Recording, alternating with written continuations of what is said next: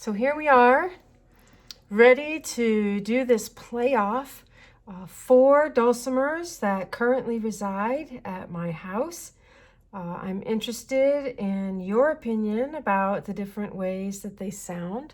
So I'm going to be putting a survey in this post. After you watch the video, please go down and take the survey. It won't take very long. I'm interested in your opinion, like I said, about how each one of them sounds.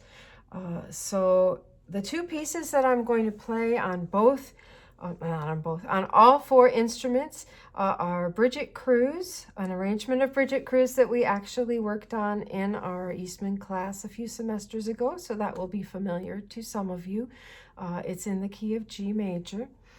I chose that one because it's got a great range. I'm going to go up into the upper part of the dulcimer and also have some very low accompaniment notes. That'll give you something to compare across all 4 instruments.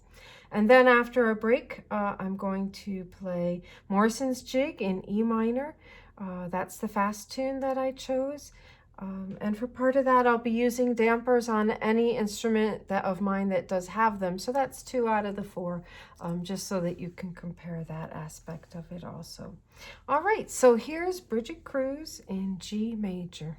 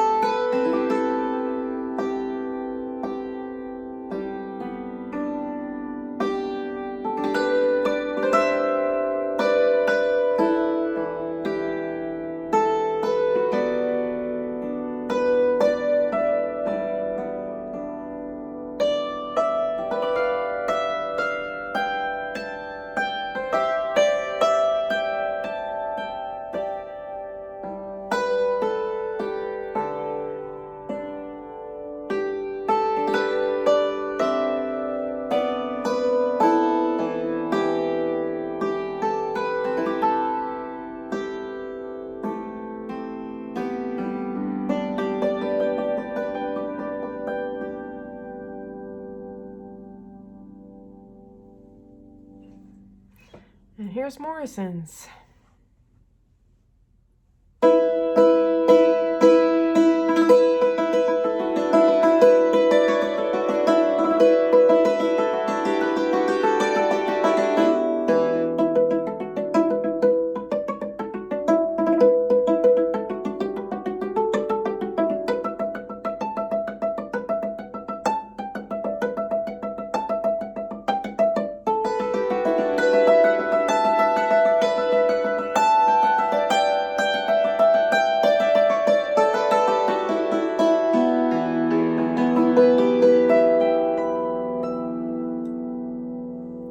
That's a sustain there.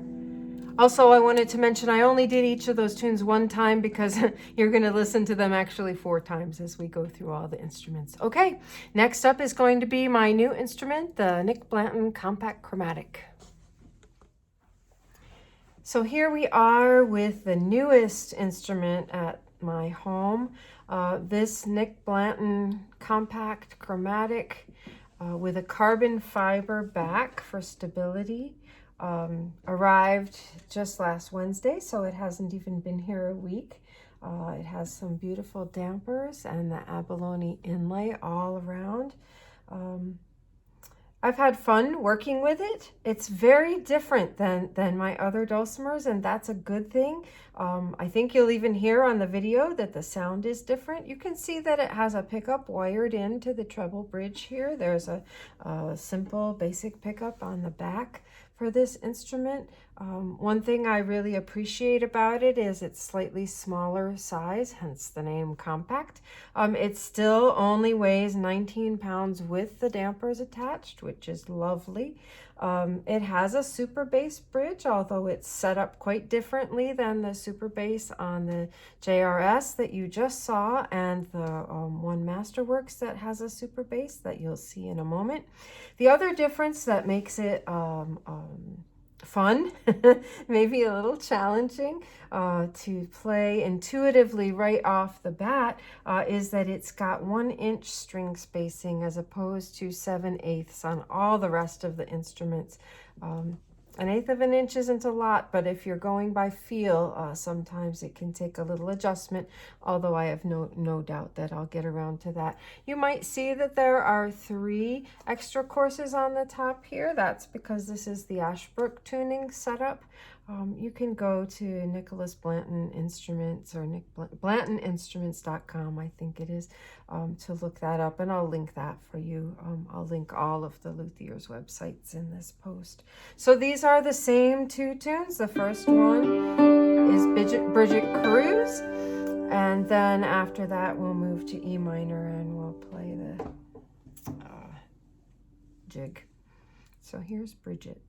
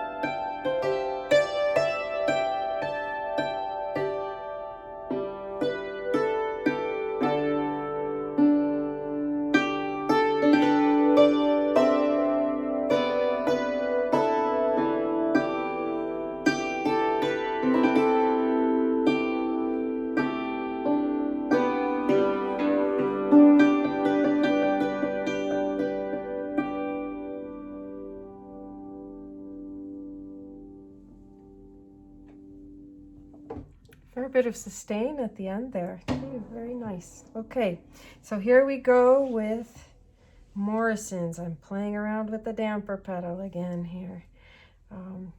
My stand setup, I mean, I had to have 4 stands in order to do this today, and so not every stand is set up for exactly the way I play, so it's a little bit interesting, but that's okay.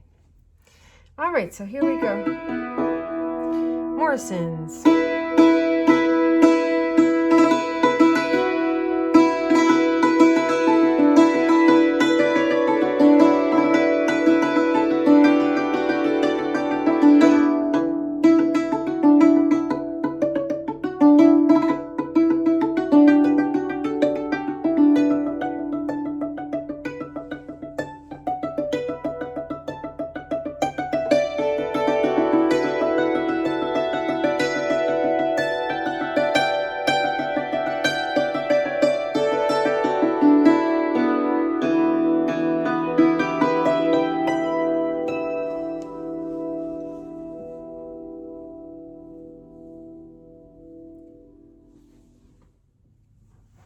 Next, we've got the Masterworks Russell Cook Edition XR15, and it's XR15 because it has a 3rd bridge way over here that has 15 notes besides the regular 16-15, although it's on the same size chassis and therefore fits in my flight case and lots of other good things.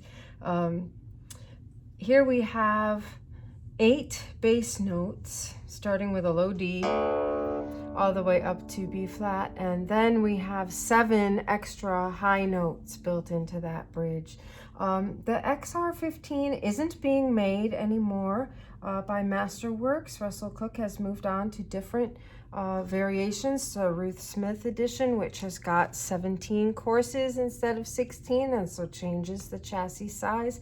But one of my students liked this model so much that she asked that it still be made for her, even though it was out of production, and was able to, Russell was able to make that happen. So maybe you appreciate that is a backwards compatible version of the dulcimer here. All right, our same 2 tunes. You're going to know these really well by the end of this video. This is Bridget Cruz, and after that we'll go into Morrison's Jig. So I'm in the key of G major.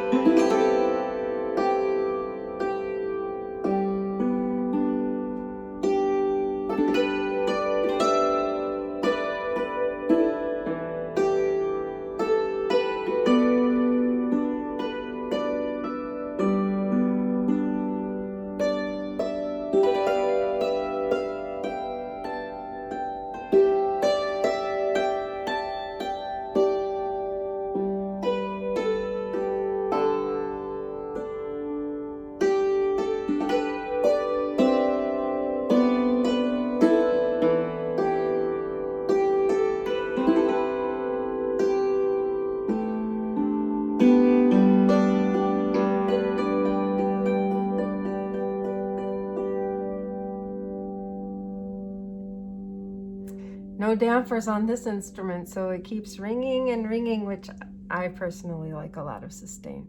So here we are in Morrison's jig, E minor.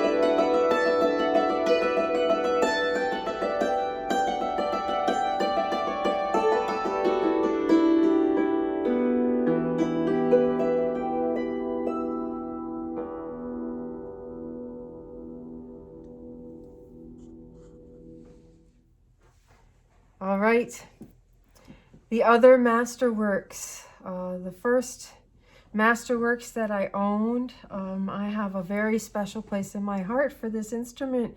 It's a 1615 chromatic with the 2 small bridges. It is not a Russell Cook edition. It was made in 1998, so it has some years on it. That's a very positive thing for me because it's so stable. It's so stable, and it's a good thing because we were just talking before we started the video. This instrument has been everywhere. It's been to Hungary. It's been to Cape Cod. It was the instrument that I did my honors recital on at Kilbourne Hall in Eastman in downtown Rochester. A world-renowned school and auditorium. So this dulcimer has seen me through a lot of playing. And so here are those same 2 tunes. Listen for how this one is the same or different than the previous masterworks. This is before Russell was doing any kind of honeycombing of the bracing inside. It was before the lighter attempt to make the instrument lighter by shaving off parts of the heavy material. So you'll make your own, you'll draw your own conclusions. Here's Bridget Cruz.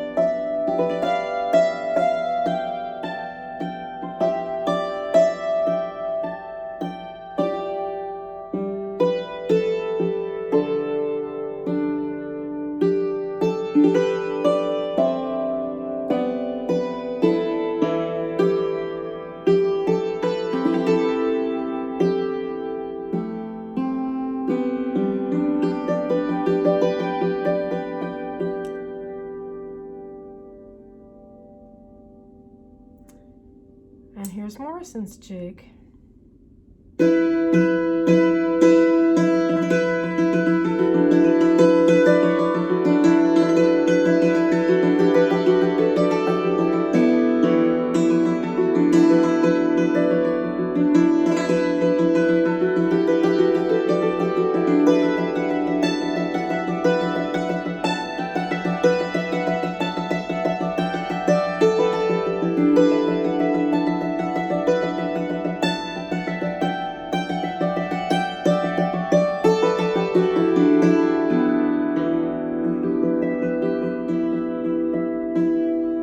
So aside from the top note, which was not well tuned, that was Morrison's on this particular instrument. I wanted to tell you one other thing, but I forgot. Oh yeah, here it is. I used the same hammers. Maybe you can see those, the same hammers for each.